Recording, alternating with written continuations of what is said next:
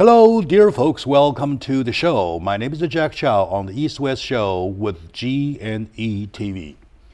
As we all witness the 10th anniversary of the Chinese American Film Festival has just wrapped as of yesterday, because that was the December the 2nd. From November the 3rd to December 2nd, exactly 1 month. The whole event for 1 month, been attended by more than 3,300 people, including 200 to 300 filmmakers. And that also includes more than 200 film screening, award-winning film screening, and of course other events as summit discussions, summit meetings twice, and also other activities involved. And it's getting bigger and bigger and bigger. We've never seen this many people, and there is a prediction the next year going to be even larger. Wow. To go back, look into in a retrospective style, I have invited a very, very important person. I call it VVIP, not only VIP or VVVIP, from Hollywood, a Oscar winner and multi-time nominee of Oscar, and the multi-winner of Emmy Award, the Honorable Mr. Richard Anderson, to my show. Thank you, Jack. Welcome it's a pleasure to be show. here. Right. And I'm also, of course, the pleasure is all with me here, and I feel excited every time I get a chance to talk to professional people, to get to the core of the issue. Though I feel like a moment of learning, right? So to get to the point, we try to put together a show, a conclusive show, to look back into the whole month of activities. What could be the points that we can pick up for our audiences for reference? The activity is one aspect, film comparisons is the other aspect, and also the overall look about the Chinese film industry is the other. Right?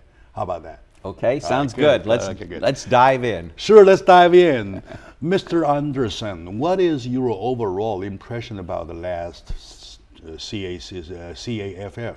Well, like you said, every year it gets bigger and better. And the show is more impressive. The awards ceremony where we gave out the Golden Angel Awards, and I was honored to be one of the people who presented the awards. Okay, all right. And you're always on stage, right? Yeah. You're always on stage, yes. Normally I'm behind the camera, so I'm always a little leery of being in front. By the way, a little insertion for my audience reference. Mr. Anderson has been involved from even number 1 all the way to number 10. So it's all the way. His eye is not only professional, but as a witness. That's true. Okay, That's true. Go ahead, please. Yeah, well, anyway, I was going to say the show itself is getting better. The panels, discussions, and everything much bigger and more sophisticated, and the films.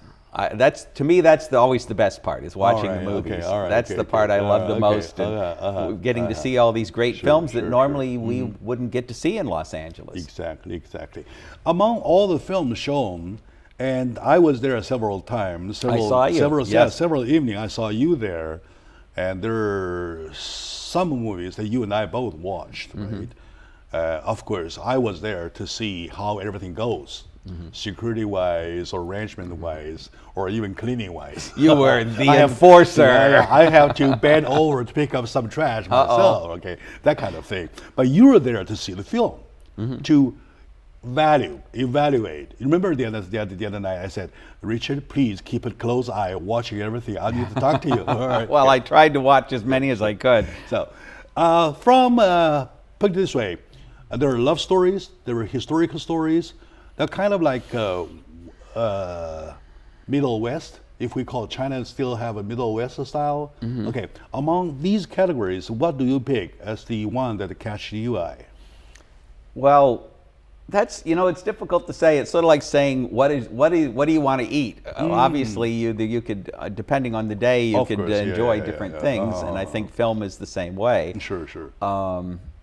I really enjoyed a film called No Man's Land. I don't know the Chinese title, but it was set out in Xinjiang area somewhere.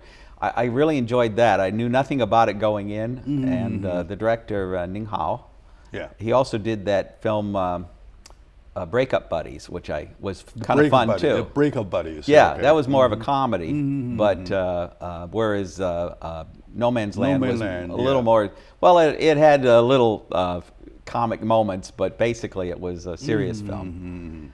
But anyway, I thought, I really liked that film a lot.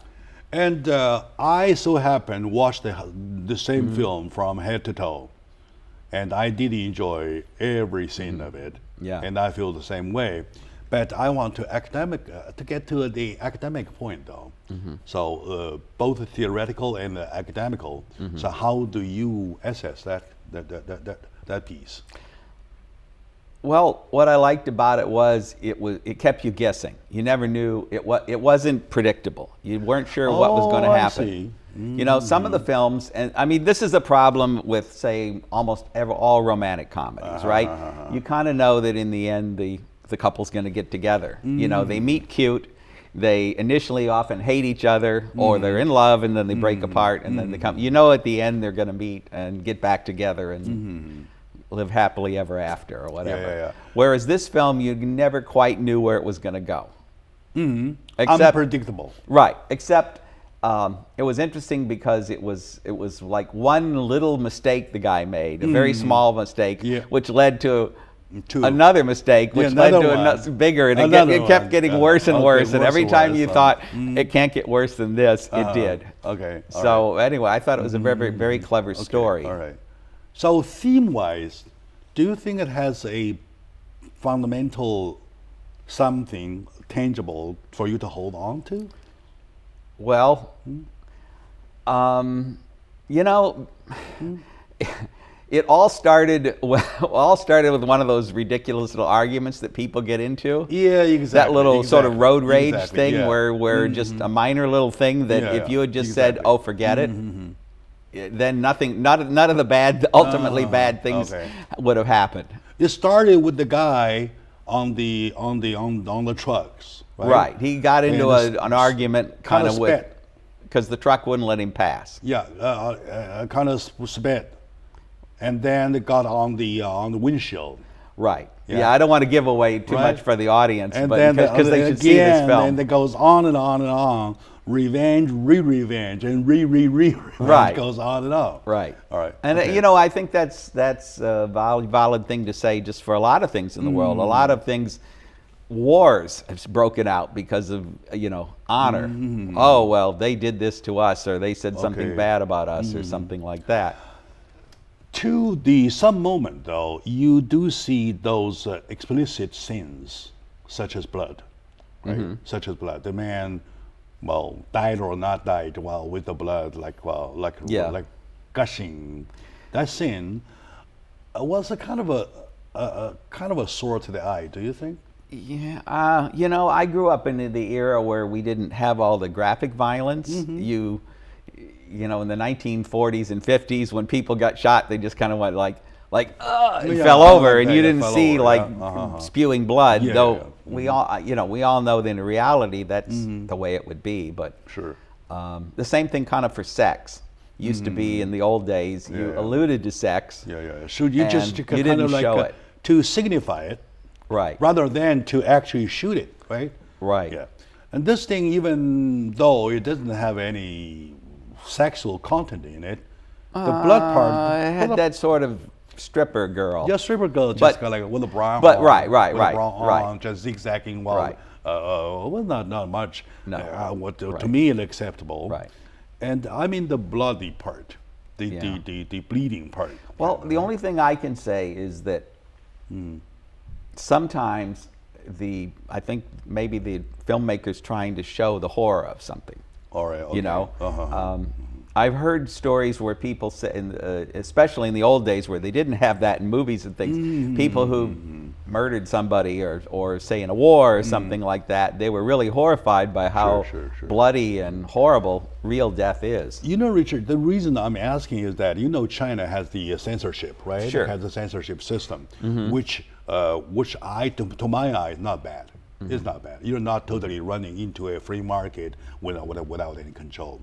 We control here in our The country. U.S. had censorship one way or the other. up until the 1960s. I Yeah. think it was around 66 Right. they So, started the sure. PGRX system. Yeah, PGR with the Originally it was GPGRX, I think. parental guidance or Right. guided need or what kind Right. of thing, right? Okay, anyway, different kind of control system, right? Right. Now, for you to witness the growth of from festival #1 to festival #10, though, you see every year production, right? And now you see this kind of a graphic scene. Do you feel like a thermometer showing that China government is losing up on the censorship or tightening up on the censorship? I think they're loosening up. I was surprised at the amount of sort of alluded to sex. All right. Okay. You know, I mean, there's no actual sex Yeah, I shown, know that. but Yeah. which is fine by me. Like I said, I'm sort of old school. I get it. That's what's going to go on in the scene, but then we cut or something like that. Or you put it in dark while you turn the light off.